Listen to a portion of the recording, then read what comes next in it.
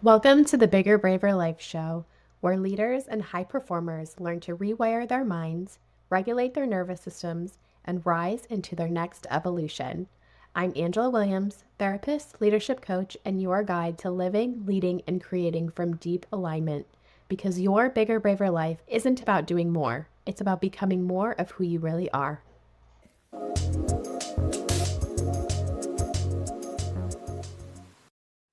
Welcome back to the Bigger Braver Life Show. My name is Angela, and I am so excited to have you and our newest guest here today. Today, I have with me Caroline Tannis, and Caroline is a certified divorce financial analyst. Super interesting. Can't wait to dig into that. She's also an MBA, a financial advisor, and strategist that helps highly ambitious women and their families build a plan for their dream life. She's an advocate for women by building wealth and increasing financial literacy in future generations. Welcome, Caroline. Thank you so much for having me. I'm so excited to be here and to dive into all this goodness. We've had some amazing guests on the podcast. I'm honored to be one of them. Yes, thank you so much. So Caroline and I connected through a networking group, and I'm so happy to have her today. She had some really amazing things to share. So I'm going to turn it over to you, Caroline. Feel free to just share about your life, your journey, and how you're living your bigger, braver life.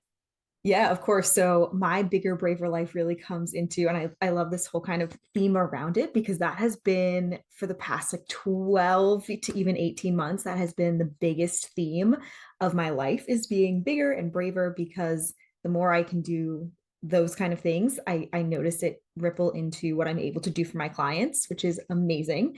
So in May of 2022, I actually was running my practice, my financial planning practice at one of the large banks here in the US. And just felt like it was no longer aligned for me serving my clients in the best way. I couldn't offer all of the services I wanted to offer for them, and it just was no longer in alignment. So, making a big, brave, bold decision, I went independent and moved my practice out. So, I'm now under the Women's Wealth Boutique, and we are several female advisors who all came together in order to better serve our clients, offer more for them in terms of events and services and all of this on top of traditional financial planning. And so it has been an incredible and hectic past 12 months, and there's so much more goodness to come. So that's very exciting.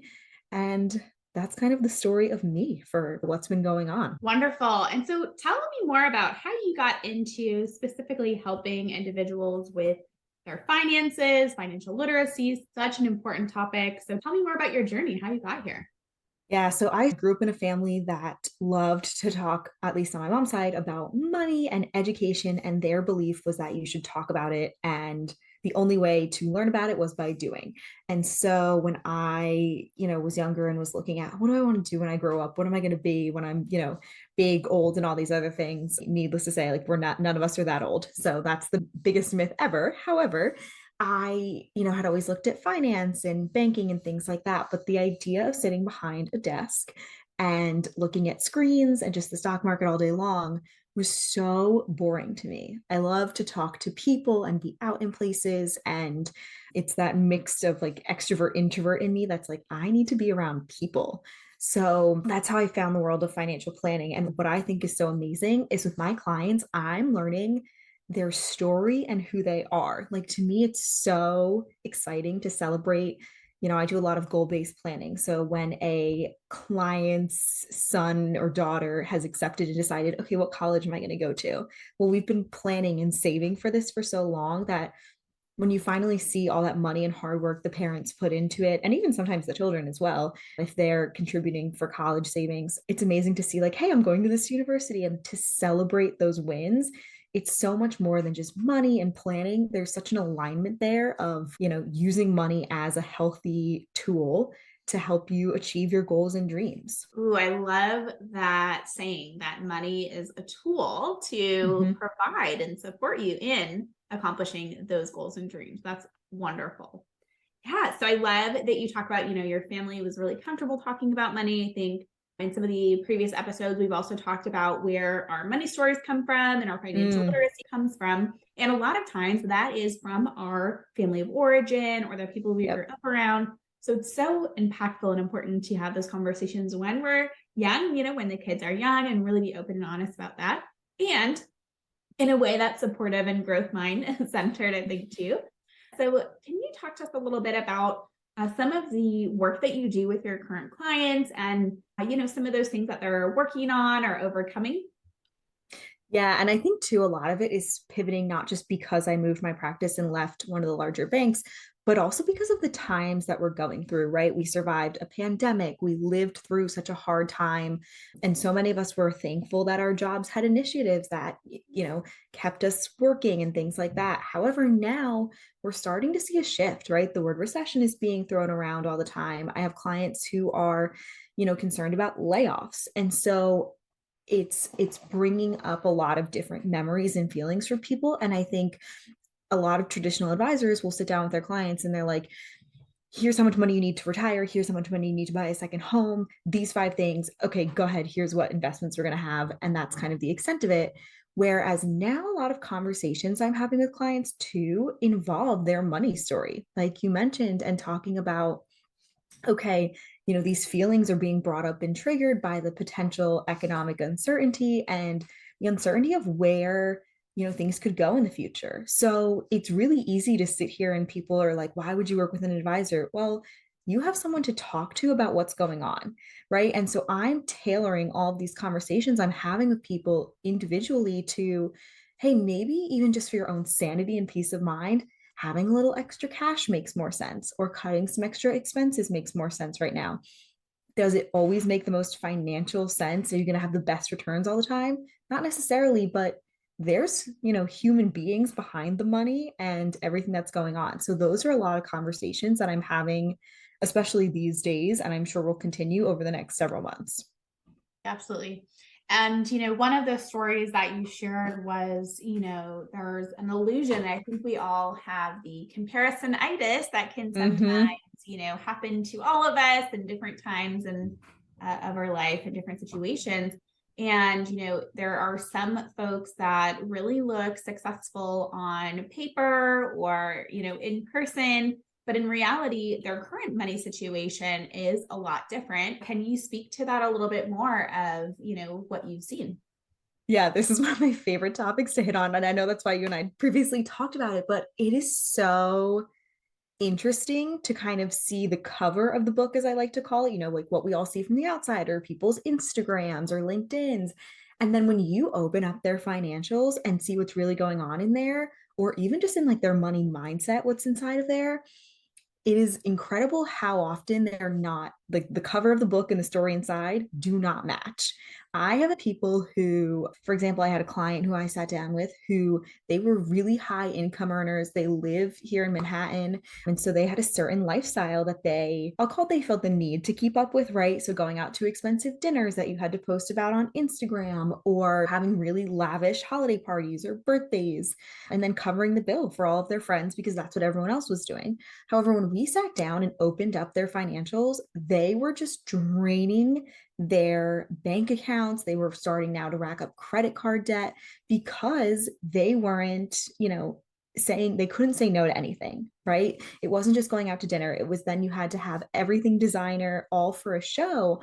And one thing I like to ask clients is like, what is it that you actually want, not what society tells you to have? Right? Like, do you actually care about having a Louis Vuitton handbag or driving a Mercedes?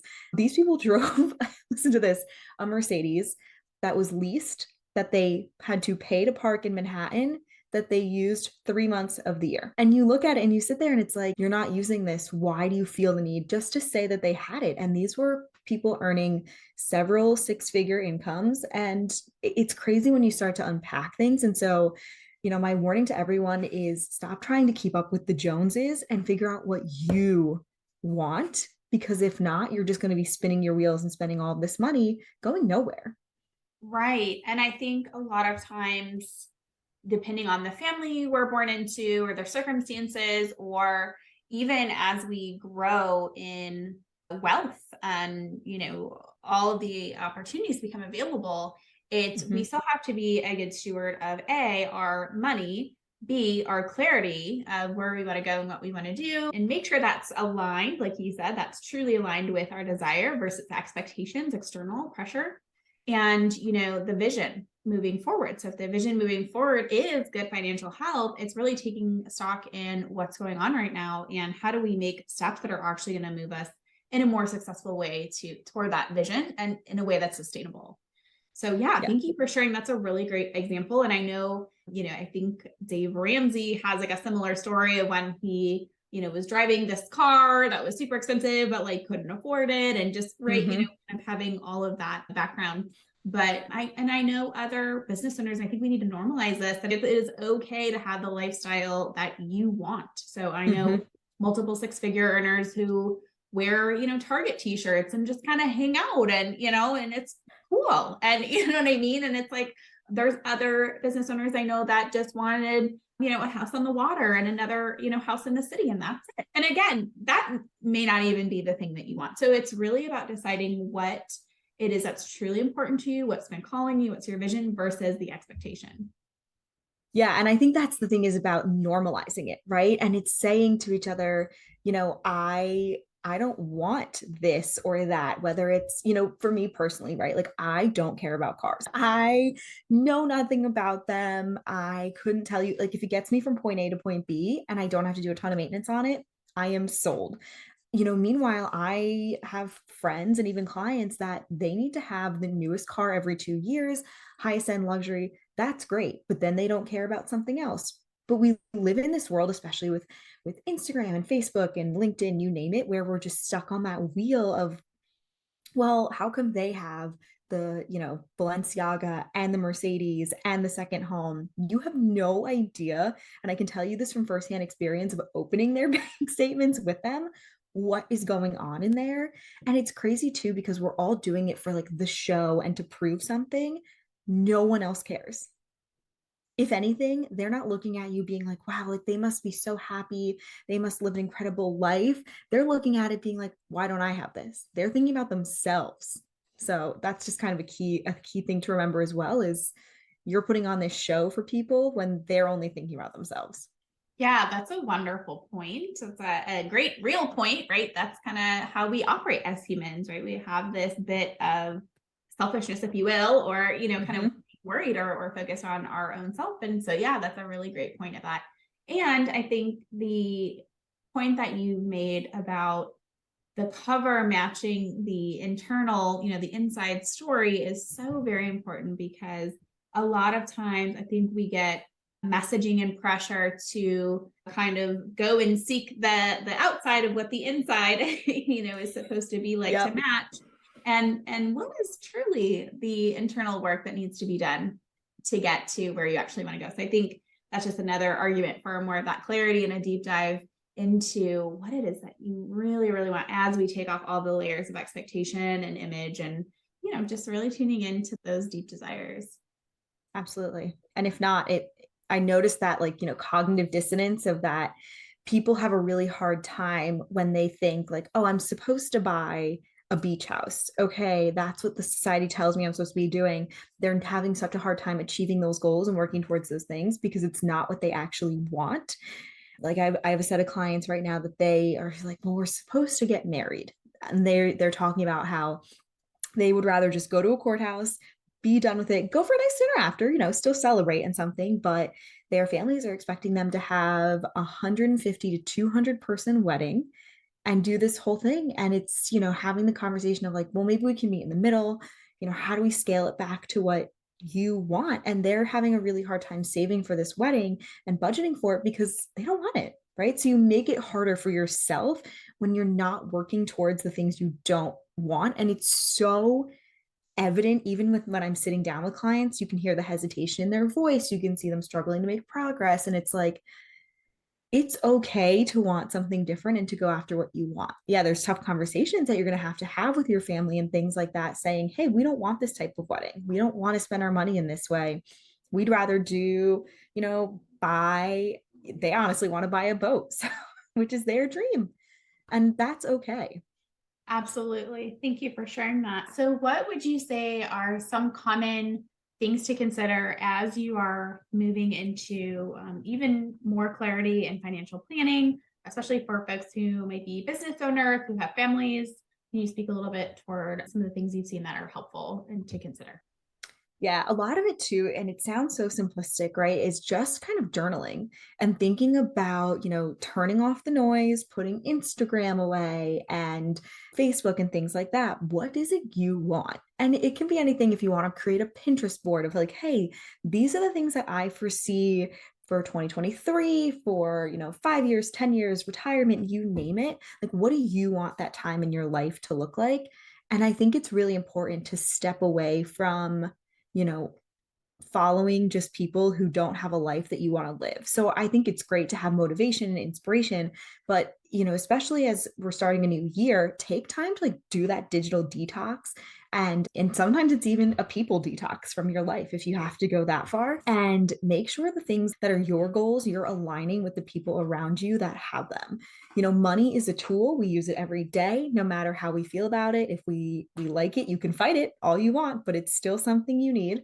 And so making sure and taking a step back to say, like, these are my goals. This is what I'm working towards. How do I surround myself with that life that I am trying to build? I always talk about building your dream, and I put such an emphasis on your dream. And so sometimes that requires taking a step back from people, from social media, from coworkers, you name it, that aren't necessarily your on the same path as you. And it's hard. It's not going to be an easy journey, but it's one that if you don't do it, you're going to be sitting there at 90, 100 years old being like, why did I let so many other people influence my life? Absolutely. And what a great plug for coaching, right? This is that great Yeah, time to do that deep exactly. dive. Yeah. And so, that's a lot of the things that you talked about is what I work with my clients on. And that is, I'm really deep diving into the clarity, coming back to yourself, reconnecting to those core desires, shutting out the noise, getting clarity on what it is that you truly want, building your dream life and your job that surrounds it, and the structures that are going to sustain that, whether that's financial, emotional, mental, all of those things. So, And they all yeah, go together too. yeah, absolutely. And so, it's really about that clarity, that alignment, that ease moving forward, because you're right. We do make life harder when there's some sort of, right, there's a resistance there is some sort of barrier, whether that is a pattern we need to disrupt for the better, for a growth, or when we really don't want to do something and we have to be honest with ourselves and really reconnect to that truth. So yeah, I think we have great, connection potential in supporting holistically the clients that really want to build wealth in a strategic way and need to do some of that inner work to make sure that everything supports that. Yeah, and I love that your use of the term alignment that you use, because that's what it is, right? Aligning to make sure that what you're trying to do and your goals match what you're doing with your money. And that's when I think people struggle and they're like, I can't build wealth. Like, this is all a joke. This is not meant for me. Like, I can't do it. I'm going to be stuck, working my 9 to 5 forever. It's because they're probably not in alignment and they're not spending their money where they want to. And I don't mean like we all have places we have to spend money, right? Like taxes, they're a necessary evil, health insurance, that kind of stuff. But, where are you spending your free time? Who are you hanging out with? And making sure that is, as you said, aligned. Absolutely. What advice or points that you have found either personally or working through your clients that you love to share with the audience? Yeah, I think the biggest one is getting to know your money. I have some clients that are like, they come to me and they're like, no, I know exactly how much I spend. What can I be doing to make it better? How do I reach my long-term goals? What are investments I need to do? Or I have clients that are like, I'm so afraid to open my credit card statement or my bank statement that I don't even know where my money is. So I think that's the first step that you can take, is getting really in tune with your money so you can get a little closer towards like, hey, I know where my money's going. I know where my funds are flowing. That, I would say, is the first step everyone can take. And trust me, I'm guilty of it sometimes too, of just being like, oh, I know I spent a lot more than I should have this month. Like, I don't want to do it. But then realizing you can't fix or change anything without knowing what's going on. So I'm always like, all right, take a deep breath. You can't change it, right? You already spent the money. You already went out to dinner. You most likely bought something yet you either can't, don't want to, or won't return. So how do we now move forward? So my two biggest tips are forgive yourself about the money you've spent, and also get real about where it is and what is going on with your spending habits. Absolutely. That's a really great point. I think there's a lot of, again, emotional and thought processes that go into our money management, our decisions that we made. And a lot of times we'll beat ourselves up for that. And we're human, right? We're going to make mistakes. Hmm. Okay. But the awareness is key, the clarity is key. And being able to expose yourself if you are one of those people who, don't want to open up the bank account every day. It's exposing yourself to that so that you can form that better relationship with your money and know where it's going and why and how and all of those good things. You can really take that empowerment approach by putting yourself in the driver's seat and not letting that fear drive you or that poor relationship with money, kind of make decisions for you. So thanks for highlighting that. It's a really great point. Tell folks how they can connect with you and work with you. Of course. So I am working now on doing planning for 2023, and this is the perfect time to start doing all of your financial planning. So looking at retirement planning, making sure you are set up if God forbid anything should happen to you, budgeting, cash flow, all the good things. And so that is a lot of what I am working on with clients right now, and also the investment piece as always, especially with the volatility in the markets going on. So you can reach out to me on my website, which is tannisfingroup.com, TANISFINGROUP.com. You can also find me over on Instagram at tannisfingroup, and you can give me a follow there, send me a DM if you have any questions, or if you listen to the episode and you were like, wow, this is great, tell me how I take all my money and wealth to the next level. Wonderful. And we will have all of Caroline's information in the show notes. You can go and connect with her. She is going to help you build wealth and help you with your goals and grow that.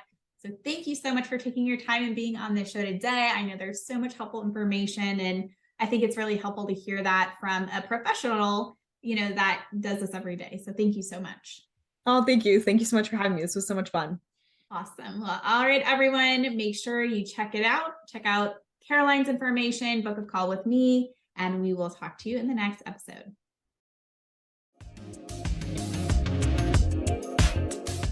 You're not here for surface level success. You're here to expand. Visit angelamarie.co, where you'll find retreats, private coaching, and resources to expand your capacity and lead with calm, clarity, and authority. If this conversation moved you, make sure to share it with a leader who's ready for more.